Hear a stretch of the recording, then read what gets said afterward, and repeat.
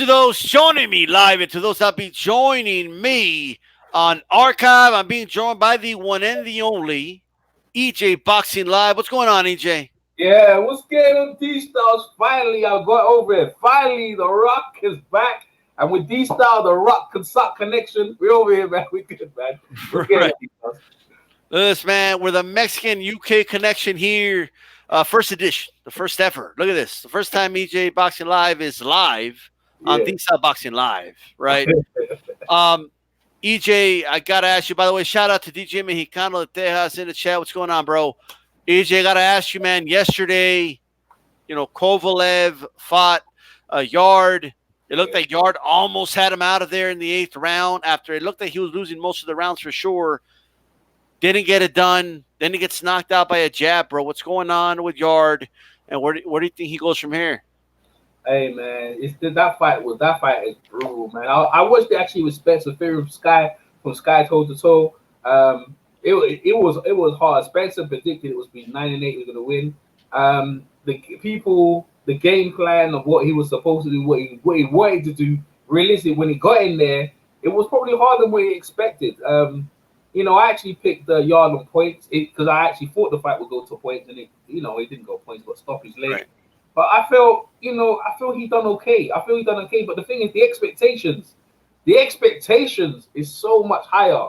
When you put the expectations, and the same thing with Broner, when anyone even tries to go where Floyd goes in terms of the pad work and the expectation with Tunde. So it's like, in that respect, you might say that's a failure. But if you look at it in retrospect, the guy's never done, accordingly, not much sparring. Even though I've seen them spar, but not like the guys, not the level of Kovalev, but I've seen them spar. But a lot of people say they haven't seen him spar. And the trainer's fairly new. Yarde never been against any former world champions. The fact he actually had Kovalev kind of nearly beat in the 8th round. You could actually say that's an accomplishment, but the goal is always to win. And in that case, they fell a bit short. And I feel at this point, I actually feel, in the manner of the loss, I actually feel that at this point it's very dangerous to continue your career. That division is the most dangerous division in boxing. And if you have to pick your fight weird, I think a Pascal fight would be good for him because he's there. But even that, Pascal is proven. Yarde's still kind of proven. I mean, people are kind of upset. People are saying that he actually went down for a jab. I don't think people understand boxing the way the fight was brutal and it took so much out of the both of them. In fact, people are actually kind of disappointed in Kovalev. They're saying, well, Kovalev, he's actually shot, and then when he goes against Canelo, but we're probably going to talk about that he's going to get killed. He's going to get beat. So, what you saying? Well, first of all, I agree. It's not like he went in there, then pop, and the fight was over, right? I mean, it was an accumulation of punishment plus the fatigue of the fight. That did him in. The punch in the end was just that, that final straw that broke the camel's back, pretty much. And he looked broken when he went down. You know what I mean? Yarde could still bounce back, though. I think he has to lose a little bit of that muscle mass, in my opinion. That way he doesn't get so fatigued in the second half of that fight. That was always a concern coming in. I did pick Kovalev by decision. One, because it was in a rush. I didn't think Yarde could win a decision there. But two, because if it went decision, I felt like Kovalev can, kind of take over the fight in the second half because of that. As far as the Canelo fight, look, man, I don't care. Look, I'm not saying Kovalev looked like $1 million, okay? But he looked good enough. Obviously, he won. Right? I am telling you guys right now that there is no way, and you can come back and correct me if I'm wrong. Mm-hmm. Go ahead and do it. There is no way Canelo fights Kovalev at 175 pounds, okay, without a rehydration clause. It's not going to happen. Okay? There's going to be a catch weight and there's going to be a rehydration clause. I guarantee it. I will guarantee that all day. Do you agree with that, EJ? You think Canelo's going to fight him at his weight? Well, the funny thing about it, right? What is he at 85 at the minute? He's big, but as you know with Canelo, her rehydration weight, because obviously fitness, I agree with you 100%. He's the A side, you know what I mean? Kovalev he done well having that fight in Russia, but at the end of the day, he's the A side and he takes the negotiations. I mean, we had a lot of argument about that with AJ and things. but the negotiations, and he controls it, and they control it because they bring in the pool, and he's coming in. Listen, I actually think people think he's going to get blown. I actually think Colin's got a chance though, a slim chance. But the only thing, as I say, is Canelo is so good. His head movement is better than Yarde, his body attack. But I agree with you in terms of the negotiations. Canelo has him over. He's going to get his biggest ever payday, and he goes out. Does he go out in the sunset? Well, he's definitely going to go out on his back, I think. But he's gonna get his biggest ever payday though.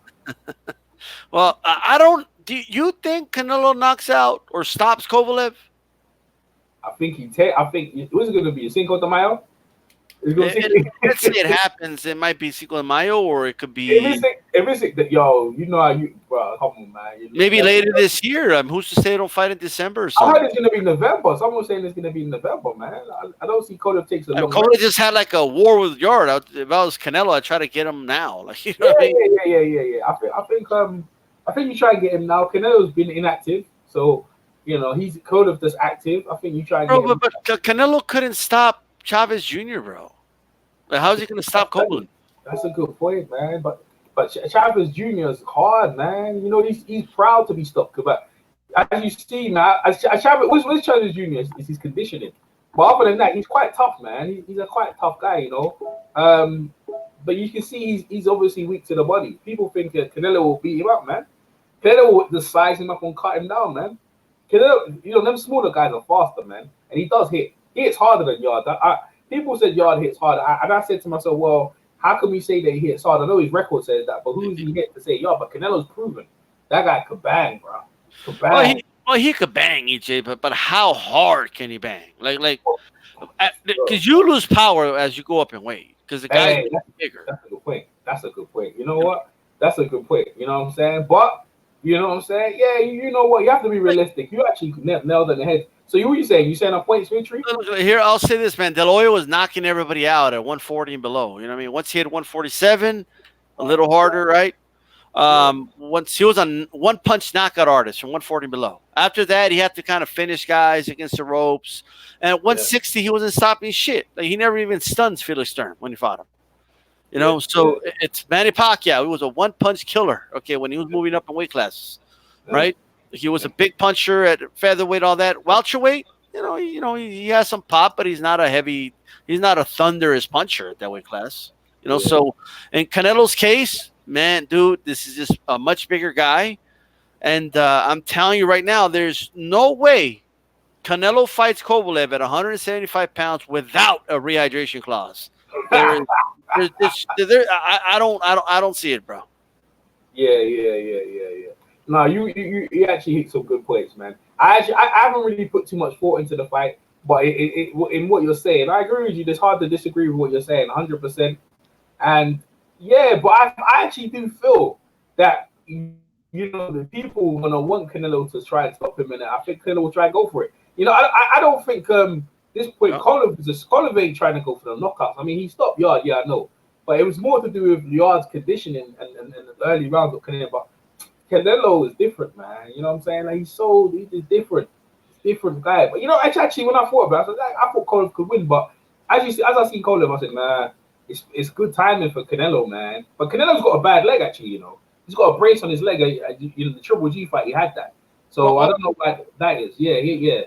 So in that respect, I have to kind of factor that in, that his legs ain't the same as well. So, but at this point, you probably think Canelo's the favorite, and he does control the rehydration clause and in the negotiations. It's his biggest ever payday. What fight are they gonna be fighting for the 175 belt? Is Canelo legitly fighting that light heavyweight? Is that legit? Because he just skipped like what, super middle?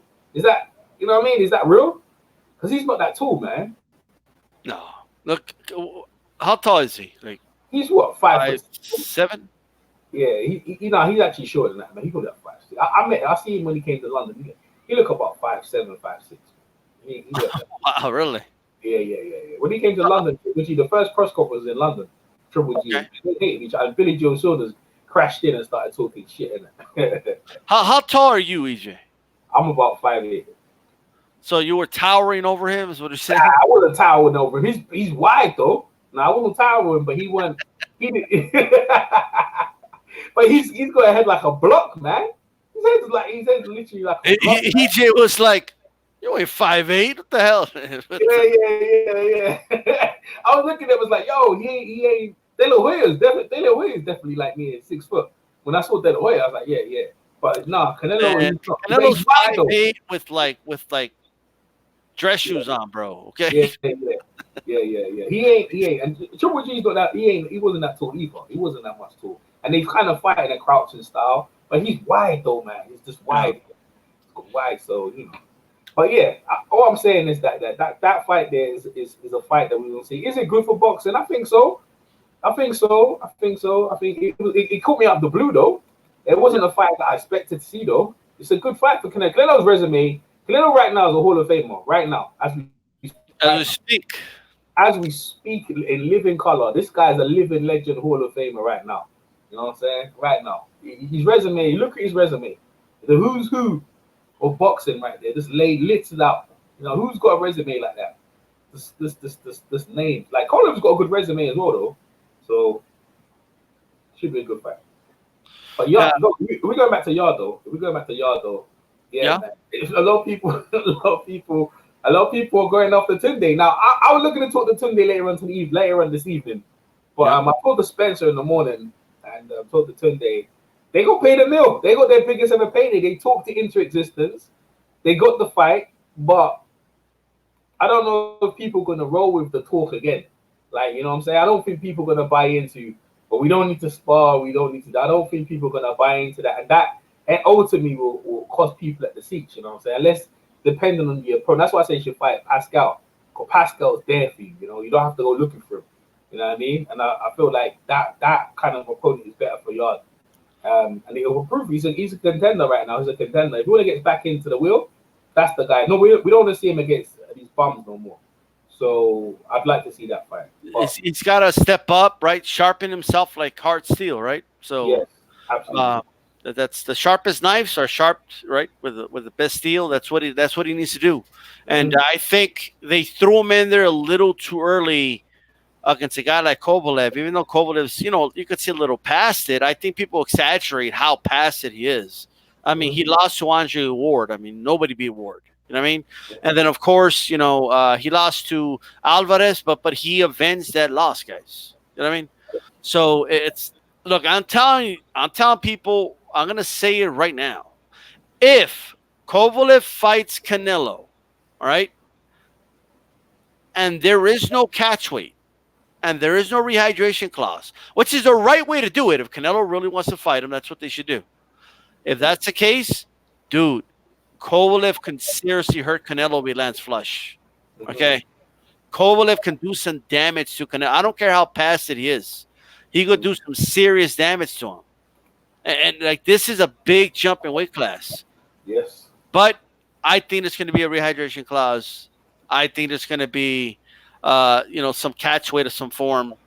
So if I was you guys, I wouldn't hold my breath with the fight happening. They still have to kind of agree to those terms. I know people are saying, oh, it's all but done. Well, I don't know about that. I mean, we'll wait and see. It'll be done when it'll be done, And, well, that's all I got to say about that. But as far as Yarde, bro, him and Pascal's a great fight. Okay? Both guys, I think have the same issue as far as stamina issues, stuff like that. So who do you think wins the decision in that fight? Who's that between who?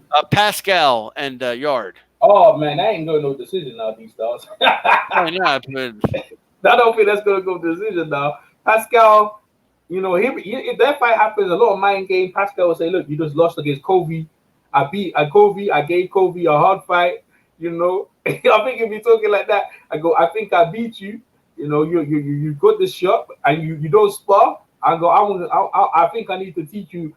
I'm going to teach you a lesson, and Yarde Tunde be coming back. I think nice. I think that fits in a nice kind of next fight for Yarde, because anywhere else he goes, listen. The end of the day, look, man. I heard mixed reviews from you guys in the States here, and only I heard one from IOKB. He was going in. He reckoned Yarde quit. He said he quit, man. He said the kid quit.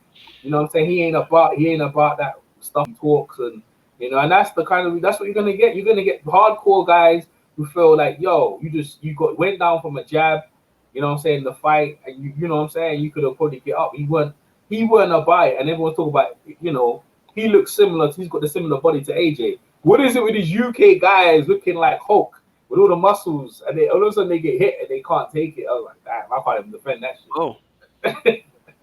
Well, I mean, it's not necessarily true. I mean, Yeah. look, watch, check it out. This guy right here was from the UK. He wasn't all muscular, and I don't know if you could see him, but Joe Calzaghe, you know what I mean? Oh, But no, yeah, he was good, yeah. in that case, it was Lacey that was a big, muscled up dude. You know what I mean? Yeah. That has nothing to do with where you're from. A lot of that has to, I talked to Joe Habib off the line, but a lot of it has to do with genetics. You know what I mean? Mm-hmm. Some guys just have those fast twitch muscles, and some guys have low twitch muscles. Some guys have the perfect balance, and Yarde, it's just genetics. It's just who he is. You know what I mean? So, can he lose a little bit of muscle mass, improve it a little bit? Probably, but it's not a given. You know what I mean? It's who he is. It's who Pascal is. It's who a lot of these guys are. The way they fight. So David Haye was a little bit like that too, right? David Haye was very dangerous. Like if David Haye doesn't get Chisora out of there, he got him out of there? What, like 4 or 5 rounds? Yeah, 5 rounds. Yeah. If he doesn't get him out of there, bro, David has a long night for the rest of the fight. Yeah. Like, because he was just that fighter that had to take you out early, or it's going to be a long night for him. So I think that's going to be Yarde for the rest of his career. Rounds 9 and on are going to be really difficult rounds for him. Okay, yeah. It's the way it is. He's going to be dangerous from rounds 1 through 8, round through 9. But he almost had Kovalev, bro. Well, what was EJ Boxing Live doing when Yarde hurt Kovalev in the 8th round? He almost had him out. Me and Spencer was like on the edge of our seats, but I was more on the idea that he's giving up rounds. I was like, okay, he's giving up rounds. So I was like, he's getting tired. And then I was with Spencer talk. I was there, man. I was like, yo, he's got him. He's going to do it. And then I just looked at him. He missed a couple of wide hooks. When he was just on the finish of taking, I said, that's done him. Because I realized at that point, right, that's the finishing touches that you need. Because you see I'll give you an example of what I was going to say. When he misses them couple of punches, just near the end of it, right, when Kovalev got back to the corner, like, I didn't know what to say because I had my volume off. But apparently, what's his name again? Buddy McGurk said, listen, if you can't beat down, I'm going to stop the fight. Kovalev experience came out, and he didn't throw no big punches. He just touched him. He just worked, right? He just put hands all up on Yarde. And that's amateur experience, man. And that's what he didn't have. The lack of that experience, that finishing touches to get over. It wasn't about throwing big haymakers. It was about just touching him and just touch. The more accurate, that's why Mayweather, people look at Mayweather, they understand why he beats people down because he's accurate. He's accurate and he keeps going and he doesn't get tired. Kovalev showed that. He just kept touching Yarde up and Yarde couldn't deal with it, man. He got beat down, man. He got beat. Yeah, there you go. There's the picture. He got beat down, man. He got beat down. I went crazy in that 8th round, though, DStars. I was going crazy. Like, yo, I was gonna get in, and it just elapsed. It was over. It was that moment, like when Mike Tyson was against Frank Bruno in the first fight, and he hit Mike Tyson with a punch, and Bruno was struggling, and it was like, yeah, he's gonna do it. And then after that, it was this, you know what I'm saying? It was just downhill from then. That's what you're seeing, man. I think Yarde's whole thing now is very hard at this point of his career to learn what he needs to learn. Now he's in the world stage.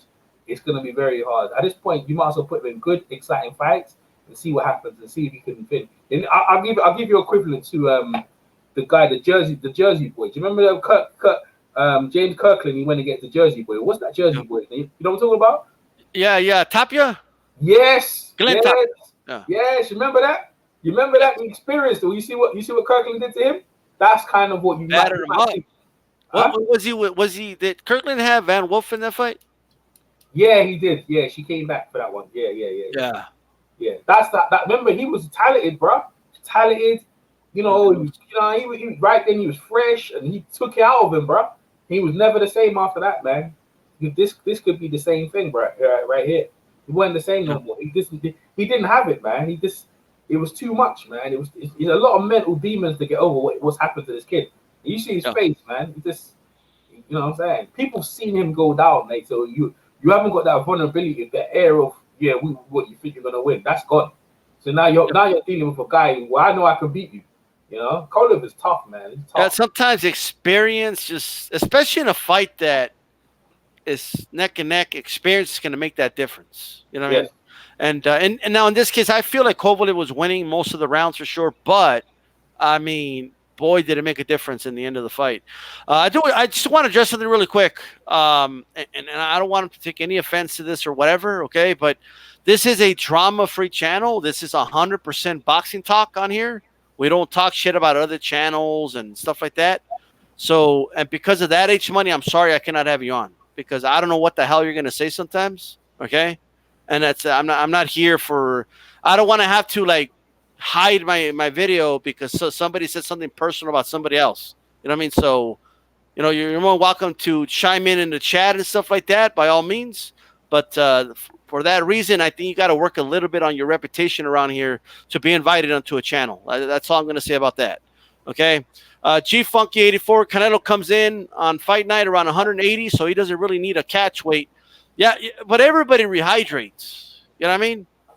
So I don't know if Canelo's 180, but he could be. But Kovalev is what, EJ, like 190, something like that? 195? Mm-hmm. Mm-hmm. You know what I mean? It's still a big difference, bro. Whatever, like, it's not like Kovalev's going to stay at 175. Now, if they say, well, Canelo's at 180, so Kovalev has to sign a rematch clause that he has to be at 180 pounds at night of the fight. Well, he's going to be fighting a skeleton fight night. Okay, so that's why the rehydration clause matters. The rehydration clause isn't to help yourself; it's to deplete your opponent. Okay, that's the whole point of a rematch clause, right? So, like I'm just saying, AJ10. I don't think Canelo takes the fight unless Kovalev takes a rehydration clause. I don't either. Okay, I don't either. It's simple as that. H Money thinks I'm ducking him, bro. Like, okay. But anyway, I made it really clear. Okay, I made really clear why you cannot come on here. Okay, all right. With that said, EJ, will there be, in your opinion, will there be a rehydration clause of any way, shape, or form in this fight, or do you think Canelo doesn't even need it? Do you think that they're just gonna let Kovalev come in the way he's always come in? Yeah, man. They're gonna put. I think they will. I think you try and get every advantage possible. Maybe they make it 85. They're gonna negotiate. But Kathy Duva, she ain't gonna put her fighter in a position just to get that money. Now she's got that far with him. Remember, she hasn't got how many fighters she got. She hasn't got that many fighters. So I can't imagine her shipping. Is she gonna sell out her fighter at the last hurdle? He's done so good. He's done so much for her, man. I remember when he came to England to fight Nathan Cleverly. And the Crusher, she helped build his brand. She's looked after him. That's her darling, bro. Where did she go? I don't know who she got. Who's the next guy coming through? If that help, and you know what? She'll put it out there. If that's the case, they're trying to take liberties. You know what I mean? Because he still is the champion now. Now let's get it right. He still is the light heavyweight champion. There's not enough lucrative deals, but still he can go and he doesn't need to lucrative. I want to see that. I want to see that Burberry fight, right? But yes, in a day he could have that Burberry fight in Russia, and that could be that's a super fight. So he has options, man. So they don't have to. If they start taking the mick, he has got places where he can go. You know what I'm saying? That's the way I see it. So he does. This is very, very interesting, man. I want to play something really quick. This is of Andre Ward talking on the fight. Okay, so everybody listen here really quick, and then I want your opinion on this, EJ. One moment. He had a lot of questions, and I think that Yarde answered a lot of questions tonight, man. I think that, he showed that he body, but being on the break. When I got to the point where Buddy McGirt told him in the corner, hey, if you don't show me something here in round number 9, I'm going to stop this fight. Well, Yarde was a punch or two away from realizing his dream, winning a title on the road, and shutting a lot of people up, namely me. Because I didn't think he would be around that long, and I didn't think he could pull it off. He got close, but he wasn't able to pull it off. Yeah, but Yarde has to, one thing he needs to do is he needs. Oh, let me get the right clip, man. I apologize. That's cool. You should take that. Rumor had. There we go. Does not do well when he gets hit to the body, when somebody presses him and is not enamored with the power and can take the power. So I think he's in that tricky spot in his career where if you have a cash out situation, meaning a big fight that you can maybe say, hey, I got enough in the bank to walk away, you should take that. rumor has it that's Canelo Alvarez. I probably wouldn't tussle with the young lions at 175. I would do away with the notion of unifying and, fight. He's got to fight 4 times to make the Canelo money. Right. So I'm going to the low-hanging fruit, the biggest fruit on the tree, which is Canelo Alvarez. See what happens in that fight. Make a decision about your career. But he's starting to age right before our eyes. He's getting into that dangerous territory at 36 years old. Yeah, 36 years old. All right, EJ. So right there, Andre Ward basically said, look, don't even mess with the young lions at 175 anymore. Just go for the Canelo fight. It's the big fight. It's the big money fight. And he pretty much agrees with you. That's pretty much what you said about a minute ago. Yeah. I mean, at the end of the day, the options when you're at top, and the thing is, to get to that far and hold it. Because remember, he just lost the other day. Now, he actually revenged that thing and beat a young, up-and-coming, the next generation kind of guy. So when he's retired, I mean, they said the Yarde is going to be a champion. But we'll find out. But what I'm saying is that's the option. I mean, at the end of the day, that's a lot of money. He made a lot of money in this fight in Russia, and it was packed, man. And you know what? There wasn't no scandals or anything like that. The Yarde's case, they treated him perfect. Like they were cool. The people heard that that part of Russia was really rough, man. They said they were cool with him. They're really respectful. So, end of the day, he has options. My whole thing is this, end of the day, it's how do you want to go out? Like Hagler, you in this sport, you rarely go out how you want to go out. That what Mayweather has done, right? And who else is undefeated? Let's say Rocky Marciano. I'll just say Rocky. Oh, okay. El Finito, Ricardo Lopez. Lopez, yeah. Yeah, Lopez. That doesn't happen to you, bro. You don't go out how you want to go out. You understand what I'm saying? So you have to make these decisions in a way where, because it can affect your mind. That's why people do comebacks, because they don't like the way it finished, right. and that never happens. Roy Jones just keeps on fighting, thinking, no, I can still win that cruiserweight. I just need to win that cruiserweight belt, and I'm done. It just couldn't happen. It's over. So he needs to make a smart decision, and that he can live with. If they're gonna put that rehydration clause in there, but yet they're gonna pay you, let's give you an example, a ballpoint of maybe 25 mil, right? But that 25 mil will set you up for life. But can you live with the idea that you went into a fight and you wasn't all there? You know what I'm saying? Can you live with that? That's what he's gonna have to decide with his family. Yeah, your family's gonna be all right, but as most fighters, when a fighter's a fighter, he's always a fighter. What does he do after fighting? You know what I'm saying? So you want to kind of live with the idea, like Carl Froch ended his career how he wanted to. He beat George Groves in a 95 minute at the stadium, and he talks about it all the time. All of his accomplishments, he still talks about that George Groves when he beat George Groves and knocked him out in front of Wembley. So how does he want to go? How does he want to finish his career? Because to be fair, I think after this will be his last fight, because after that, there's nothing else to approve. There's nothing else. So we'll find out. What's up, Blood? Shout out to Blood. Shout out to AJ10. I want to have Blood later this week, bro. Hey, Blood, by the way, I don't know who I texted. I probably texted an old number of yours, bro. So that person's probably wondering, like, why is this person calling me Blood Boxing? But shoot me an email, bro, about having you on later on this week to talk some Evander or Holyfield. I want to have Blood on for sure. Yeah. And then this guy can't beat me. That's probably what Kovalev is saying. E. Watson says, salute Dragon, DStyleBoxing. What's going on, man? What's up to Joe Hose? What's up to Igloo, too? Madonna, Mayweather, Marvin Hagler went out their way. Yeah, they did. Well, kind of, yeah. Love OG, salute. What's going on? And shout out to Blood. And my email, by the way, guys, this goes for anybody who wants to reach out to me. This is my email for like YouTube and stuff. It's not a personal email, so don't worry about spamming me or anything. DStyleBoxing@gmail.com. Make sure you go ahead and email me there if you ever need anything. Okay, EJ needed something, bam, I was right there. Right, EJ? What part was that again? Right, like EJ needed to, like he needs some help getting a live stream again, and he emailed DStyleBoxing. Bam, we got EJ Boxing live again. You know what I mean? Yeah, that's right. The Mexican and UK connection, that's what's up right now. That's right. So the Mexican UK connection. You guys never seen a connection like this, all right? Never. There's been the Canan connection back in wrestling back in the day, but the Mexican UK connection, never, bro. You know what I'm saying? You ain't never seen that connection. Green, blue, white, and red, bro. That's the colors of the Mexican UK connection. You have any final thoughts on this Kovalev before we go to the next topic? Kovalev Yarde and the Kovalev Canelo deal. Yeah, I do. I'm a bit more like I Yeah. just for the people watching who were disappointed because I was disappointed. I wanted Yard to win, but the bottom line is that the truth of boxing is the truth. You do Yeah. not play with boxing when you've got a guy. I'm talking in Kovalev who has a resume as extensively as he does. Been in the World Games, been in the Olympics, and done all them stuff in the amateurs. And then as a professional, you know, he didn't get paid that much. Grafted his way up. I mean, I don't really particularly like the guy, but you respect the graft to get to that point.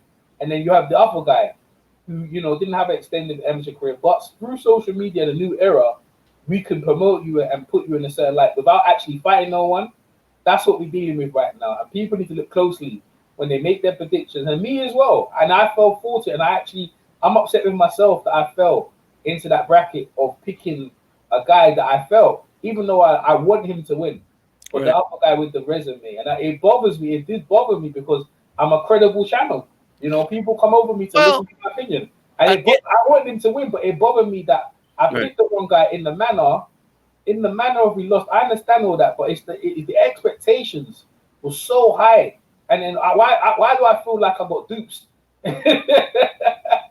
No, but here's the thing, bro. You're not gonna be right about every fight. You know what I Nah, mean? I'm not. But, I'm not. But actually, I was mostly invested.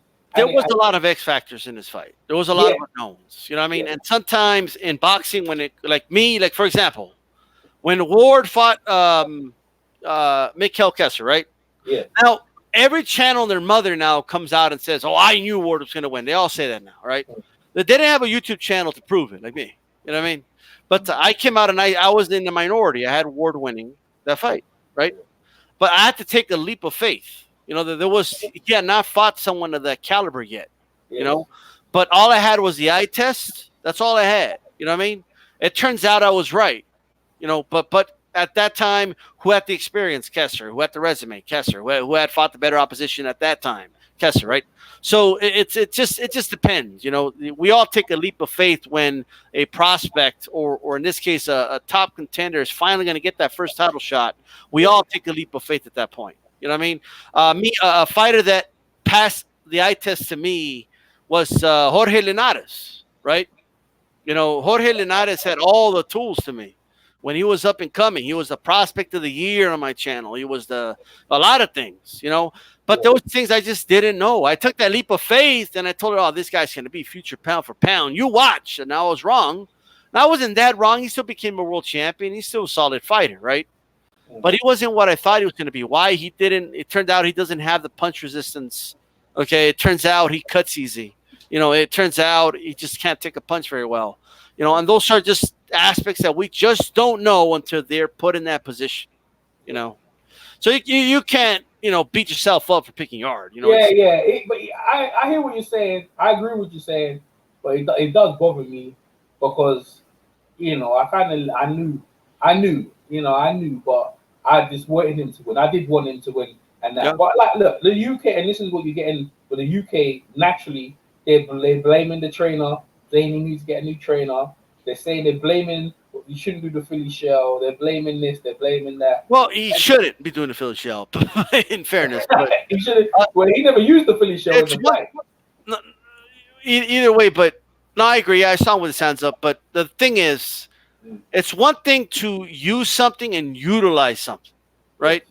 Like to explain what I mean, if you use the Philly shell, I mean you're primarily using a very complex style of fighting, okay? When you don't have the ability to use that complex style of fighting, right? Utilizing it is, once in a while, Canelo will utilize it against the ropes, and once he's out of trouble, he goes back to the high guard. You know what I mean? Utilize it when you have to, but don't use it the whole fight. Guys like James Toney, Mayweather, those type of guys grew up with that. Like, you know what I mean? Like they were trained with that, for years and mastered it. So, but in terms of Yard, man, I will say that switching trainers is not always the option, but you don't think he should consider it? No, it's too late in the day, man.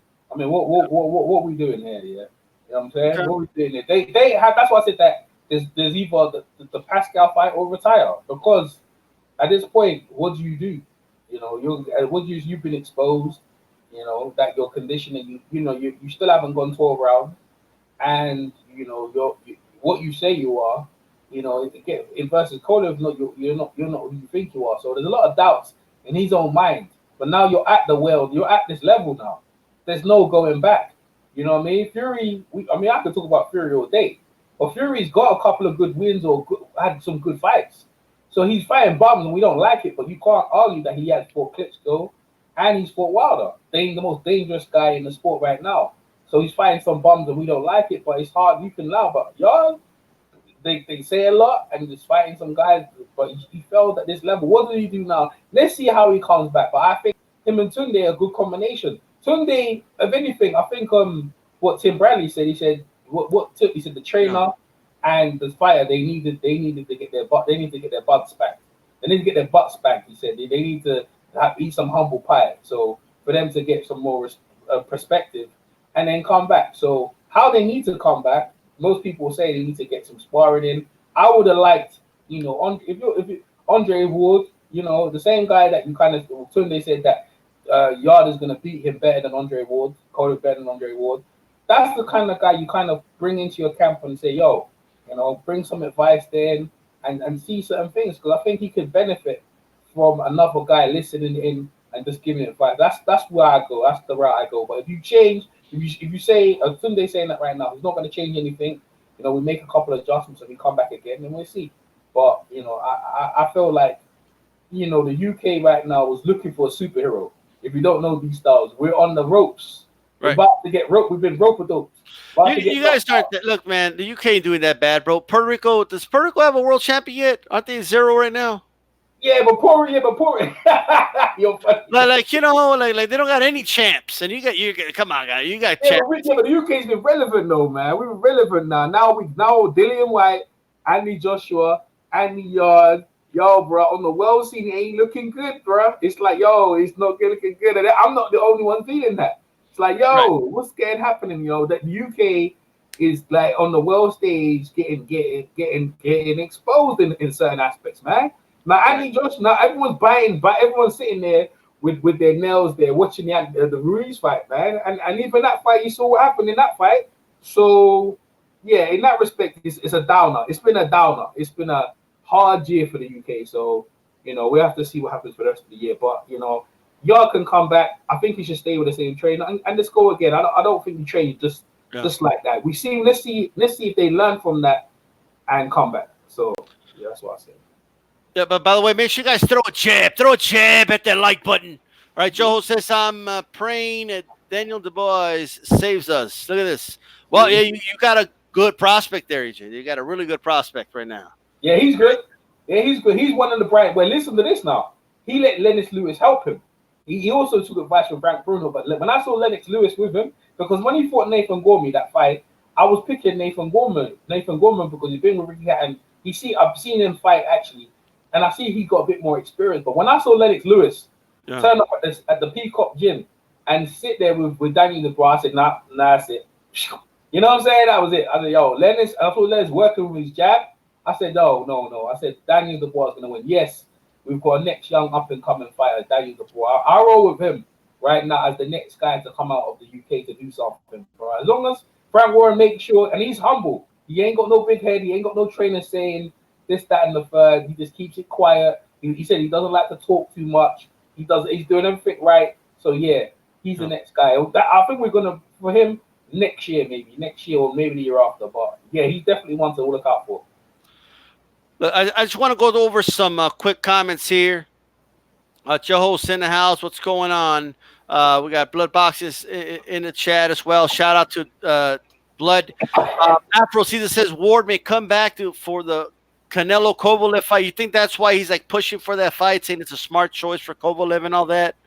EJ? Sorry again. What's that again? Sorry, what's the comment? It says Ward may come back to fight Canelo Kovalev. Well, what are your thoughts on that? Nah, man, he ain't gonna come back. Nah, he's happy at ESPN making that money. He's good, man. He's good. Him and Tim Bradley look well happy. They're a very good team. They're a very good, knowledgeable team. They're very good. People said they didn't like the commentary. I love their commentary. Very knowledgeable. I enjoyed listening to what Tim Bradley said, man. You know what I'm saying? Yeah. Definitely. Shout out to you as well, blood. All right, and AJ10 says most fighters are effective and elite with a Philly shell when they learn it as kids. All right, Chief Funk 84. I think Yarde has a chance to be a major player at light heavyweight. Maybe better trainer would help. He's saying as well, but it looks like maybe people are just jumping the gun right there. You know what I mean? Yeah. That's what I think. Okay, I'm throwing shots at Puerto Rico, and AJ10 says Puerto Rico will be back. All right. All right, so I don't know, man. Puerto Rico is a champion ASAP, bro. Listen, I was high on Felix. I was high on Felix Verdejo.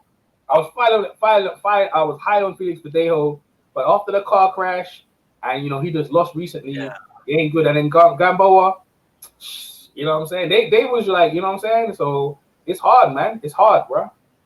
Yeah. Anyway, moving on. But that's interesting, man. ESPN commentary is good, says AJ10. As long as they are not covering Tyson Fury or Lomachenko. Man, have you heard the commentary for Tyson Fury on ESPN, EJ? No, I haven't. Bro, they don't get off that dude's nuts, bro. They're swinging off those nuts. Oh, right? my gosh. It's unbelievable. Oh, he's the best. Nobody's better than him. And it's amazing.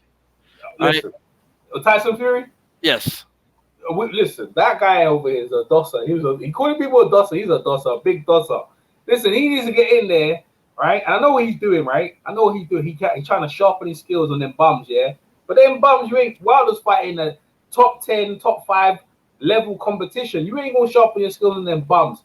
I don't like, listen, Tyson going to be all right in that fight. But the moment he tastes that level from Wilder's in a bad mood, man.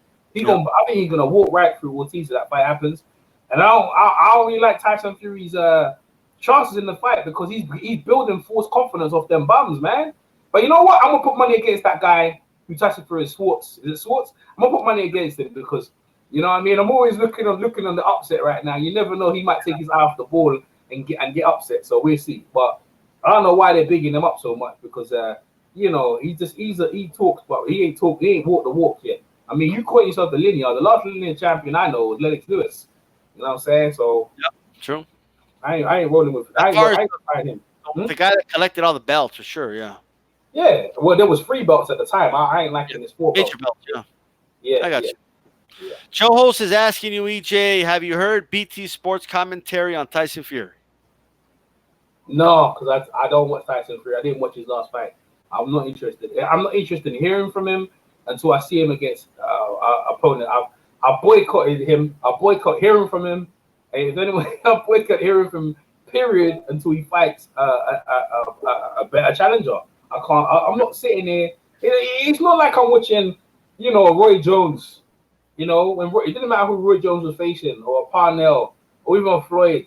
He hasn't got to that stage yet where I sit back and say, "Yo, man, I'm mastering these skills." I don't rate the guys you're fighting, man. I don't rate the guys you're fighting. Your whole name to claim was beating Derek Chisora twice, and then you got the fight with Klitschko, circumstances. And then when the competition was right on your neck, you vacated the belts and got done for drugs. And now you're back. Yes, you gave Wilder a good fight. Arguably, some people thought you won. But let's build on that. The real man, what did you do? You took a deal, and now you just want to fight some softies. I'm not giving you no respect until you get in there. So no, I ain't watched it, and I ain't gonna watch anything. Well, I'll probably watch the sports cop to see if he loses, but I'm not really giving him. I ain't giving him no attention, and none of the UK people should do it as well. Look, and not only that, bro. Whether Fury was leading or not, I mean, the guy quit boxing and left. Yes. You know what I mean? Like, he was gone, bro. He quit the sport. He left. You know, I mean, I'm glad he overcame the addiction, and I know people in my personal life. I know people that suffered from depression. I lost a friend that suffered from depression, so it's no laughing matter. And I'm glad he overcame that or whatever, and hopefully he's never in that dark place again. But he did quit. He quit the sport. He was gone. You know what I mean? So look, I'm just saying, all right. And he overcame all those demons just to run into the demon called Deontay Wilder. He's going to run into him again. Okay, so we'll see if he overcomes that. Okay, but because that right hand, the gauntlet, right? which I haven't even watched the latest Avengers movie. I'm using this reference, but anyway, but EJ, I have a question for you, bro.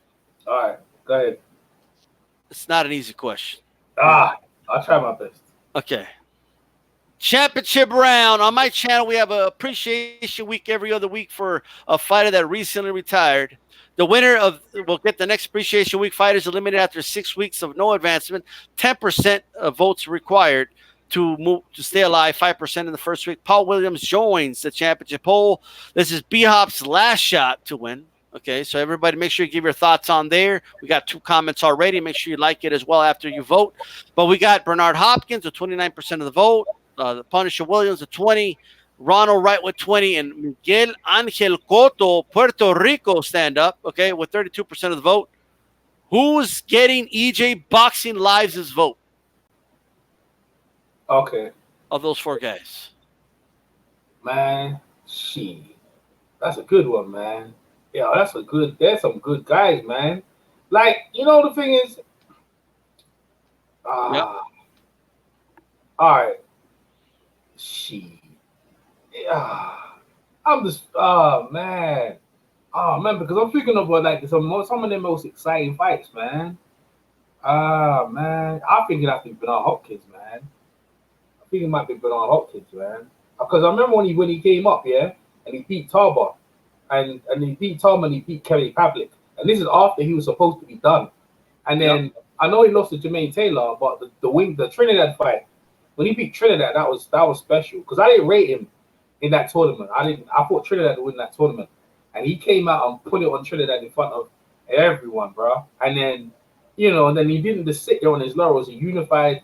He came undisputed when he beat De La Hoya, body shot, and then he lost to Jermaine Taylor, but then and then the Kawasaki.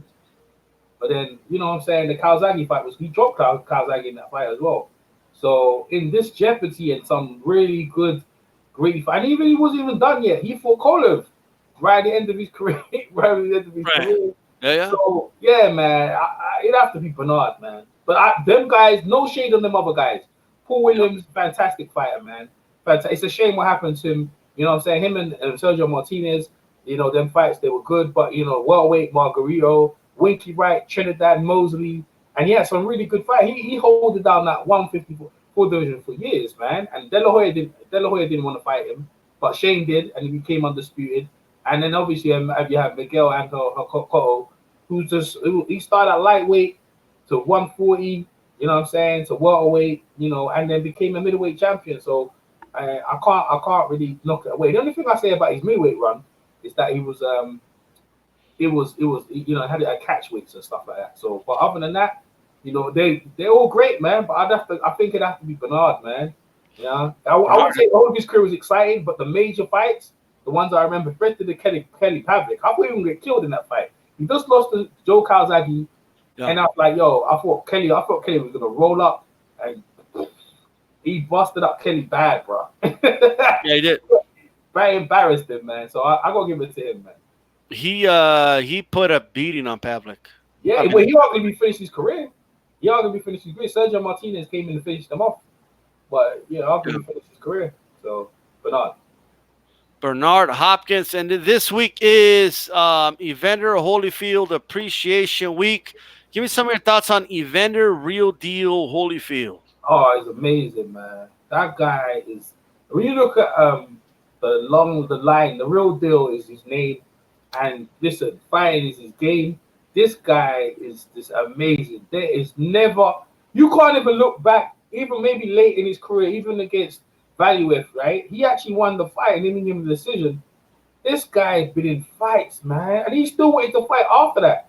Like, but if you go back to the whole fight with Khalid, Khalid fight back at cruiserweight, man, that fight, 15 rounds, that was like one of the last 15 rounds at cruiserweight, and then he went back in the rematch. Yeah, he stopped Khalid, and then he unified the belt, became undisputed that way, moved up. Okay, Buster Douglas, that's his own devices. But the fight with Riddick Bowe, you know what I'm saying? George Foreman, you know what I'm saying? But then, the argument you can skip all that. The Mike Tyson fight, bro. The Mike Tyson, listen, I didn't pick him in that Mike Tyson. I thought Mike was going to do him, bro. I didn't know about the background. I didn't know none of that. I just know Mike, if anyone Mike hits, they go down. Yo, he just made Mike look ordinary in that first fight, bro. He could, that was amazing. You know what I mean? And Mike in the second fight, he even bit his ear, and this guy, he's so gracious in it. And then Mike was doing better in the second fight too. That's the ironic part. Yeah. Oh man, he was just ready for that joint. He was old as well. See, this isn't the guy. This isn't old, losing hair. He got no hair on his head because he was patching all over. Even they said he retired for a while as well. You know what I'm saying? And this guy kept battling through. Mike Tyson, and then the Lewis fight. He pretty good. I think he lost the first fight, but it was close though. Second fight definitely, but James Toney fought James Toney. I know he lost that fight, but the value fight, and even Chris Paul, he lost. I thought he won the value fight. Yeah, bro, this guy definitely the appreciation. This guy, there's no fight you can sit there and watch and say, "Yo, Evander's boring." Evander is just like he's cut from that cloth of like you look at a fighter and what a fighter is supposed to be. Everything what a fighter is supposed to be. That's Evander. You know what I mean? Dude, he doesn't lay down for nothing. Even his fights with Ruiz, John Ruiz. Yeah, I was gonna say Andy Ruiz. But his sparring session with Andy Ruiz is exciting. I mean, but with John Ruiz, his 3 fights, they were watchable. Yeah, they were amazing. I didn't really bring them up though because it was a kind of time I didn't want to watch because he got hurt and a couple of them got dropped and floored. But yeah, he still it was hard to watch at this point of his career. But the man still persevered, man. The man still persevered, and yeah, listen. The Ruiz was the first Latino heavyweight champion, the WBA belt. But this guy. This guy is something, man. He really is, and he epitomizes what a fighter is supposed to be like, man. Evander Holyfield. Even now, I think there's a video. I think Just for Laughs or something where he's there talking to Riddick Bowe, and he's talking about extensively how he fought and what he did and stuff like. This guy, he really is a throwback fighter back in the days. That when in the day he wasn't blitz, he wasn't like glamour. Like Tyson used to have speed. And he was quick and moving. He had beautiful timing, and he had some good shots. And he was just tough, man. And he hurt you with every punch.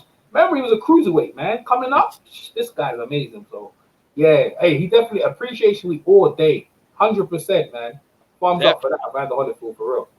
And shout out to Afro Rican G with that $4.99 super chat.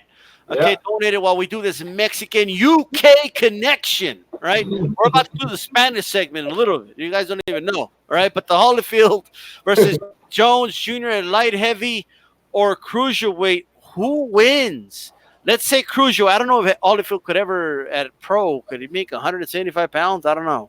But let's say cruiserweight. Would this be like the 190 or 200? I'm not sure. But who do you think would win that fight at cruiserweight? EJ, Holyfield or Roy Jones Jr.? Yo, that would be a great fight. But so what we saying? Are we saying prime? A prime like Roy?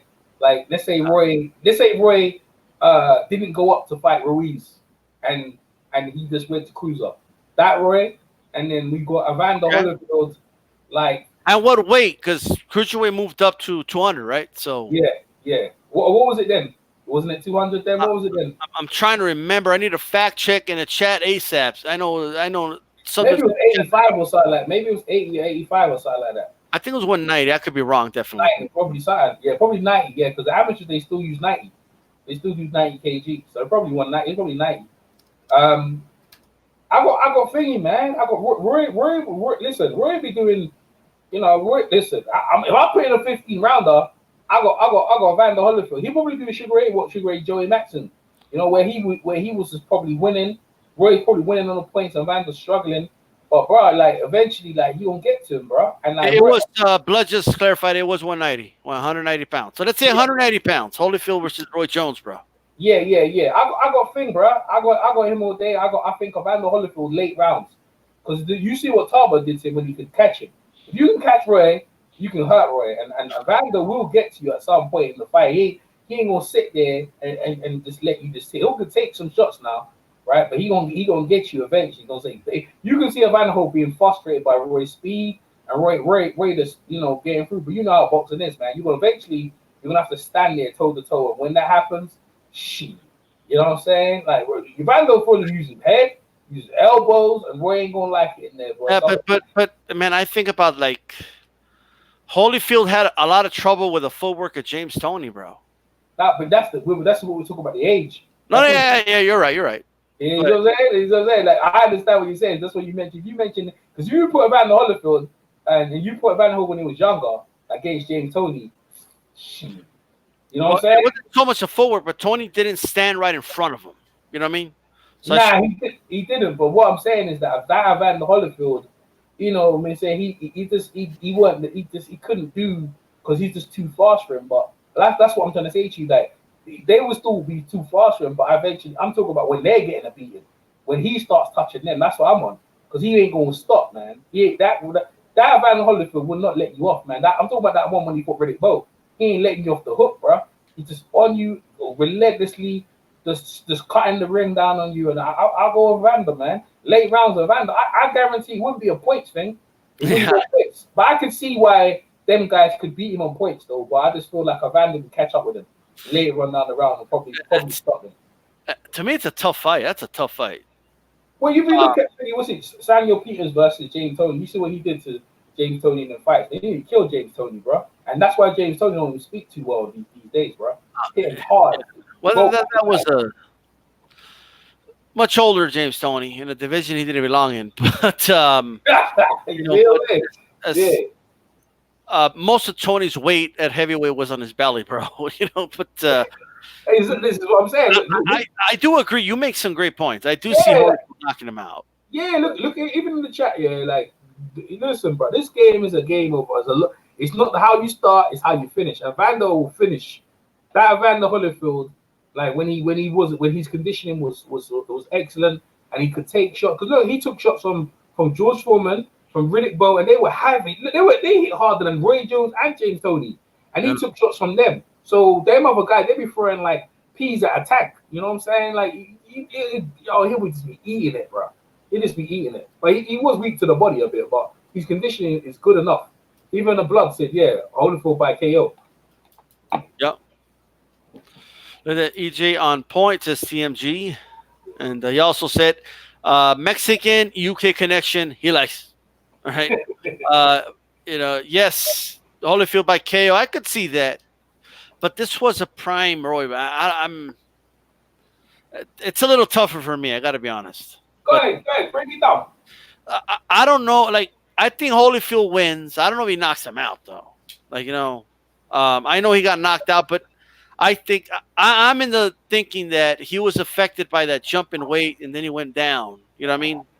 Like he gained that muscle mass and then he dropped it, and I think that affected him when he went back to fight. You know what I mean? So yeah, but you see with Roy, that's what I said. So let's say Roy, right? When he moved up to when he faced John Maurice, right?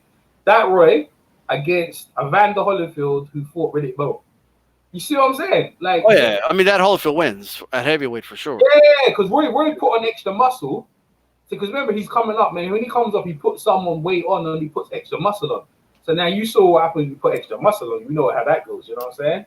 That shit starts getting. And when you can't use your legs and your hands and Vander's just putting it on you, and like I said, he could take shots. Evander could take better shots than.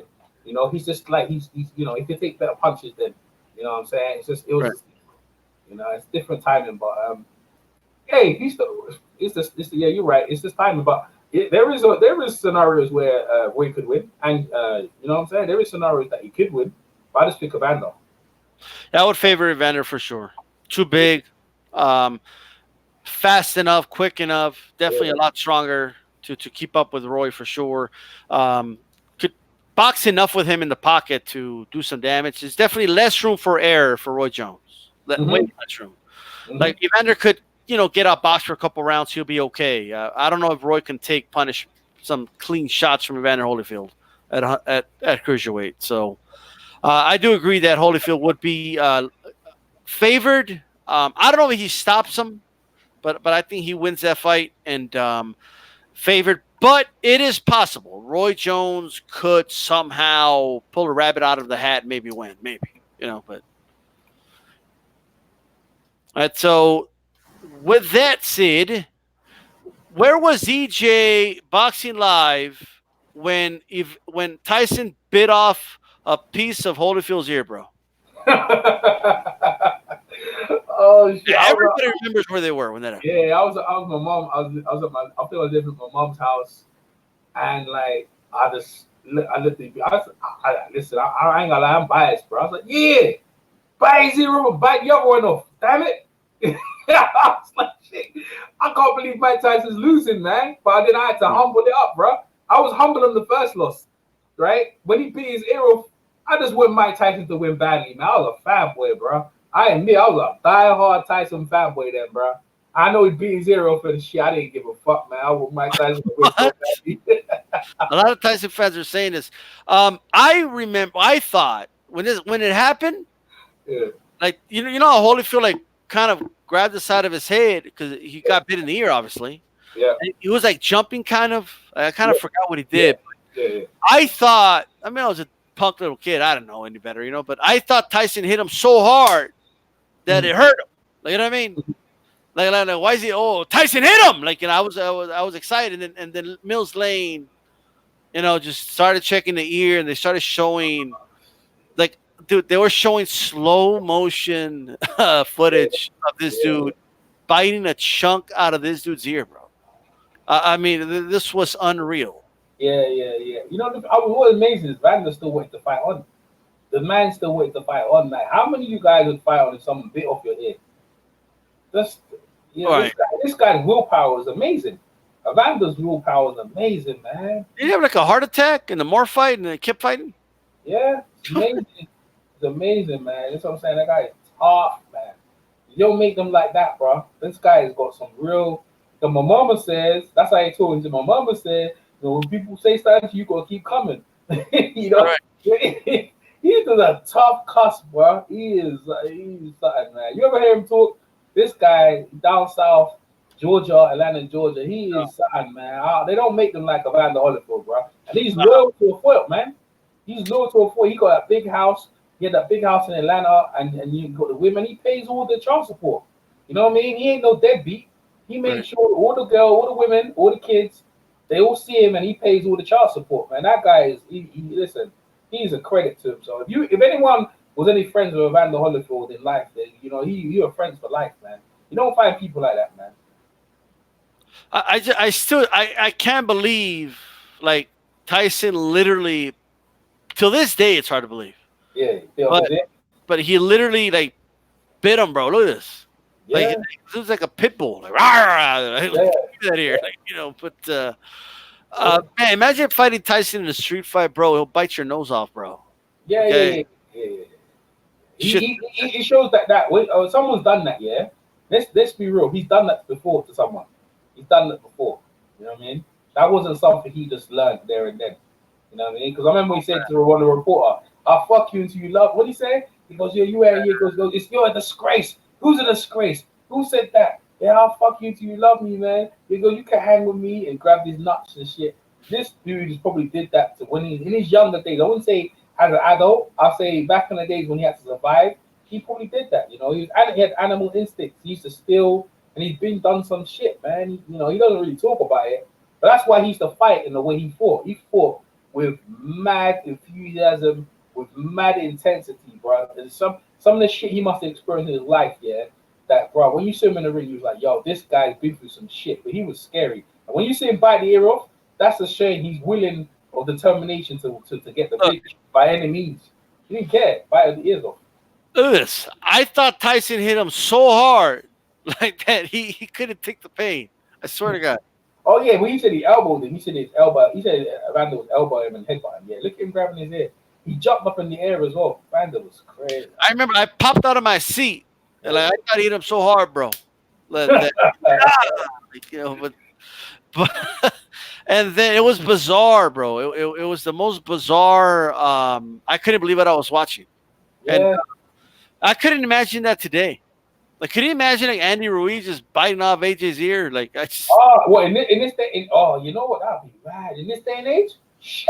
Oh man, you know the thing is, yeah, it will get extra press. I know, and Joshua losing. It was like someone throwing a stone into a pond, and the ripple effect went around the world and back again. If someone bit someone's ear off in that mega fight, it It would be amazing, bro. There'd be so much memes.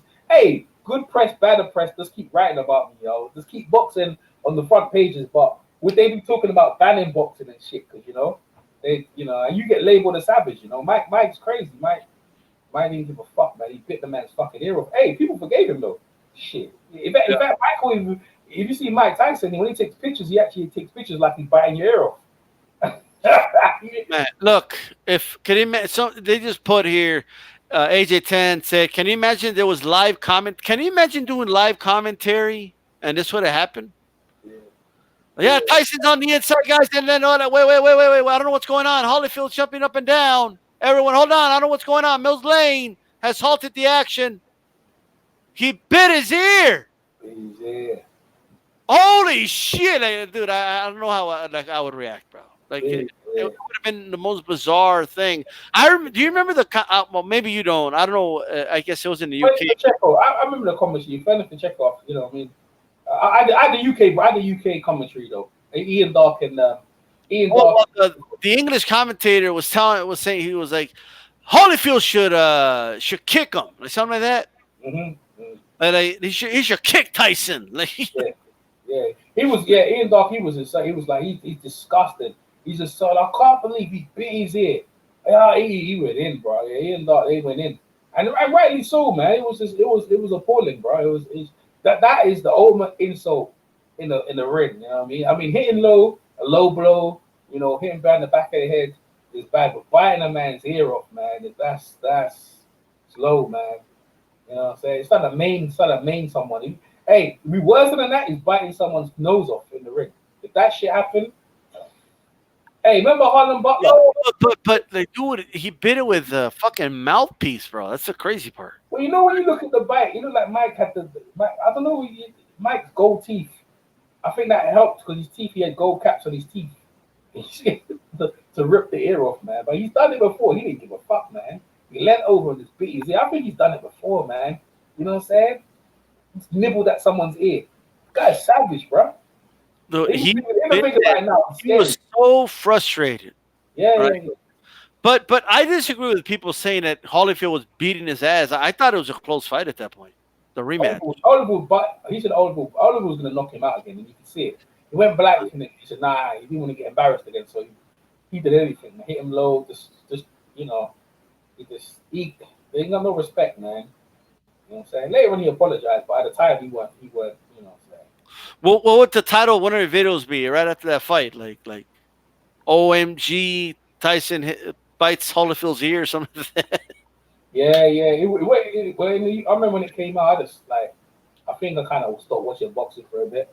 You know what I mean? I think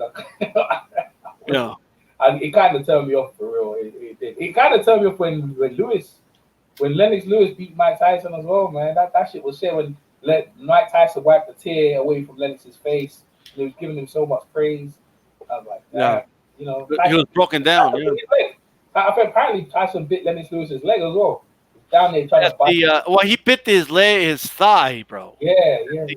The face off. Yeah. Tyson said fuck for him. So I think Lennox clocked him. Yeah, he tried to. He missed. Yeah, with a security trying to clock him. But Tyson bobbed and weaved and bit the leg. Like yeah. Tyson. I don't know who had that bright idea to put those two in front of each other, but he was supposed to stand on the other pole when the fight was happening, but Mike fucking just cut rip and came to them. That's what the security was like. What you doing? You're supposed to be over there, and Mike just fucking put a punch.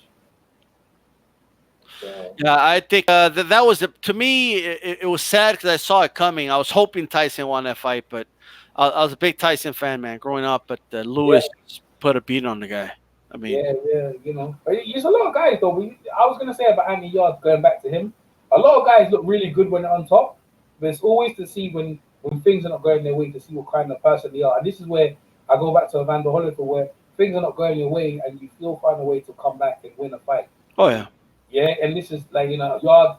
He was all right. He's an on top fighter when he's looking good when he's beating you. But when the beating starts coming your way, that's where we want to see what you're like. Because how do you deal with that adversity? You look at all the great fighters. They deal with that shit. Kovalev has dealt with that shit, man. I mean, he got knocked out. Shit, back in his rematch, he schooled the guy, man. and that's credit to Buddy McGurk.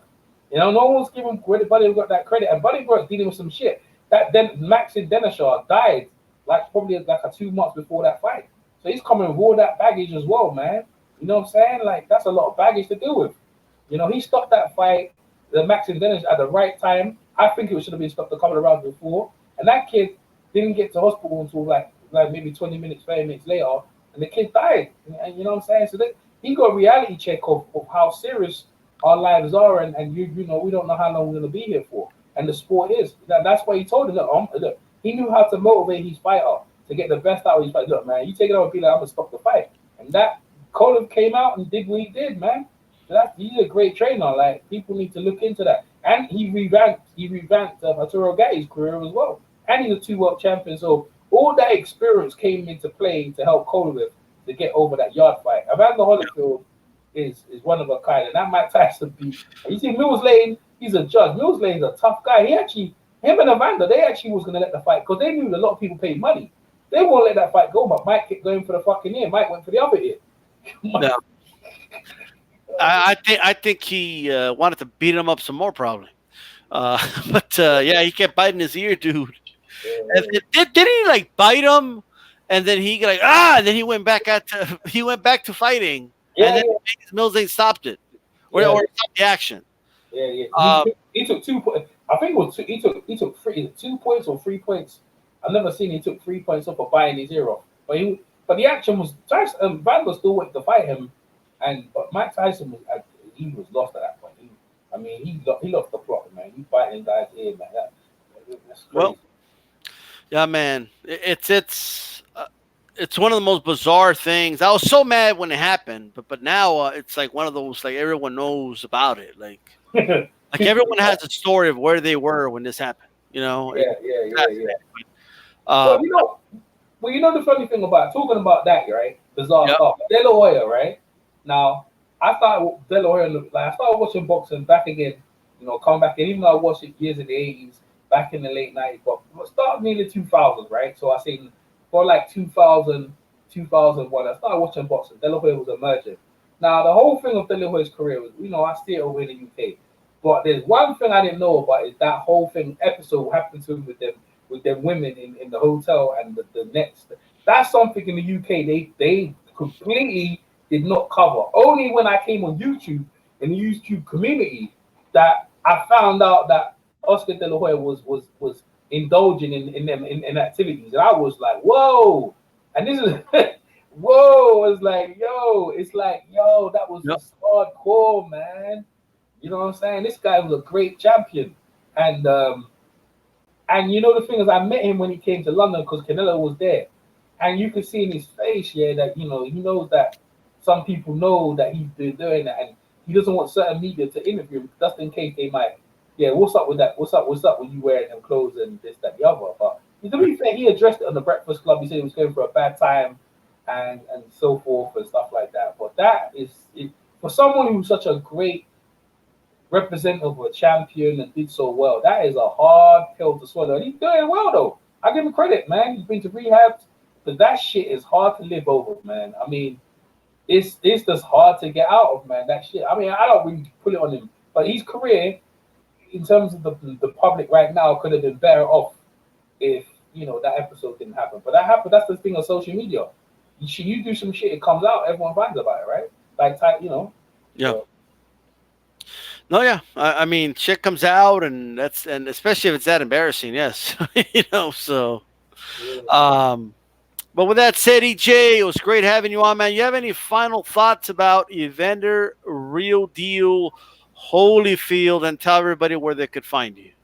Yeah. I got a last question on Evander Holyfield, man. Like, you guys, if you ever want to watch epic fights, right, of a guy who grafted his way, he's another guy like, I don't say Kovalev, but there's another guy who grafted his way up to get, because Mike Tyson took that spot. You get a playlist, go to BoxRec. If you go BoxRec, start getting a playlist of Evander Holyfield and start pulling in and watch the fight. Guaranteed, 100% you will not be bored. Every fight is a major fight for Evander Holyfield until he got to the fight where he became undisputed champion. And then they didn't give him credit why he got the championship, because obviously Mike Tyson, until when he fought Mike Tyson. So 100% he deserves Evander Holyfield Appreciation Week. You can find me on EJ Boxing Live here on YouTube. I have various channels, but I use two main. But I have a lot of boxing. I've done commentary on a lot of international fights in Japan, Mexico. I don't know what me and Nauta did one on what's his name again, Ricardo Lopez, and I've done loads of one on little flyweight fights and stuff like that. And I'll continue to do the commentary because I feel like some people obviously do not speak the language as well. So I do some so-called English language, my UK language, my commentary. I try and give it excitement. So yeah, check that out. And also, yeah, man, check me on other channels and my own channel when I do my live stream. But yo, this the Mexican and the UK connection is what's up, is what's going on. That's what's up, right? And I really appreciate. This is my first time debut of being on the DStyle's channel, and I really appreciate all you guys in the chat. Make sure you thumbs up the video, and thanks very much, DStyles, for letting me come over. Absolutely. Make sure you guys like the video, especially those watching on archive. Make sure you like it and stay tuned, man. We got to do this at least like once every 2 weeks or once a month, EJ. Oh, yeah, for sure. 100%, man. The Mexican UK connection, guys. We're out of here. This is DStyleBoxing. Keep it boxing. We're out. Peace.